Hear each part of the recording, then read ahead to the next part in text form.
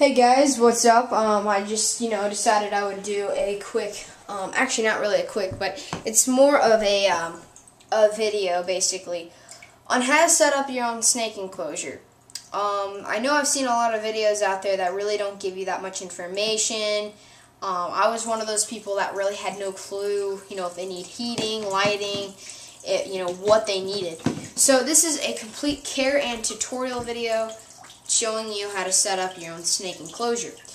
I'm not going to go ahead and set the things in there because I honestly don't think that's necessarily because, it just wastes time.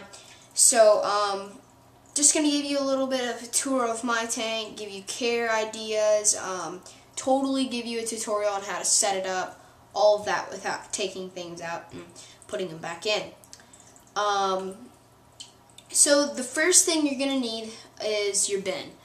Now, snakes do not require, depending on the snake you get, now this is basically for a corn snake, milk snake, a really small kind of snake that gets probably 5 feet max, and, stays a good size and it doesn't, get huge like a ball python. This would not work for a ball python. Baby ball python, but as it gets older, you're going to need to upgrade it. But this would work for an adult corn snake all its life. A 34 quart bin is minimum for a small kind of snake. You could use this for milk snakes. Milk snakes don't get very big. Garter snakes, all sorts of snakes that are small and stay pretty small. So for substrate is basically what they crawl, walk, slide, slither, whatever. Whatever they do is their flooring.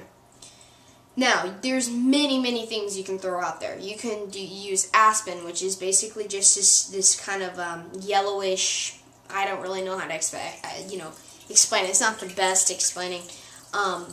But you can use coconut fibers, which would be eco-earth. You could use no substrates from outside, because those could carry some diseases like mites and all sorts of pests that you don't want inside the tank or the tub. So you want to stay, if you want to be cheap and you want it to look good, just go to your paper shredder and grind up some magazines. That's what I did. I really wouldn't, this is up to you, but I don't, shred, the brightest color thing. I want it to look nice, so I, shredded up some nice dark colored magazines. That's what I do.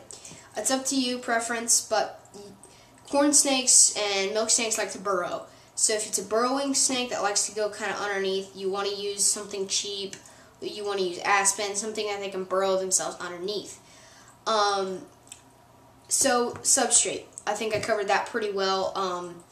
But for vegetation, you can put a live plant in there, although I don't recommend it because you have to care for the plant as well, and it's kind of hard to, do all that. So, and it doesn't look nearly as good as I think fake plants.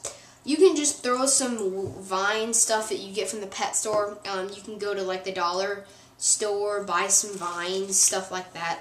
I just found this in my basement, cut it out, and, placed it on the tank. It gives them, especially when they're babies, because when they're babies they're insecure, that's why they may not eat. So you want to have some sort of plants, vegetation. Now, as they start out, they don't need that, but you want to make it look nice as they get older. But if you can't afford that, then that's okay. It's optional, but it makes it look a lot nicer. So for heating and lighting, you can use one of each, one of the other. Heat pads, which would be the Zoom Ed, under tank heaters, stuff like that. It would just go on one side of the tank, like, just one side, humid side, or hot side. Then you'd have a cold side.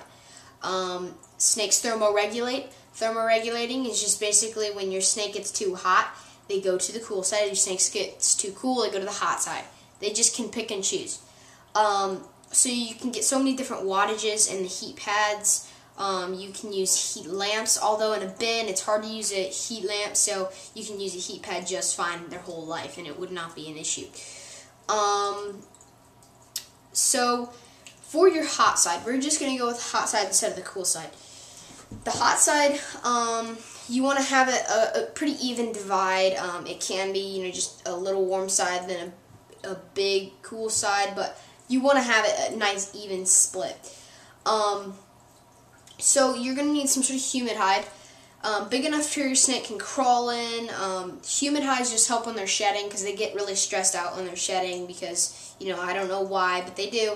So you need to provide some sort of humidity, because humid, you know, spraying them and getting them moist helps their shed come off easier, and it doesn't, you know, stress them out as much. So humid hide, you can use a deli cup, put a paper towel in the bottom of it and just spray it. That works. If it's just moist and damp, then it'll get hot, you know, from the humid, or from the hot heat pad, and it would, you know, make it nice and humid in there, so you can go in there when he's shedding. You don't want to provide so many hides where, you know, they almost feel like they're getting lost, but 2 hides are essential. So humid hide, deli cup, you can just cut out a hole depending on the size of your snake. This is just a large hole. I was going to use it for a leopard gecko, but I decided not to.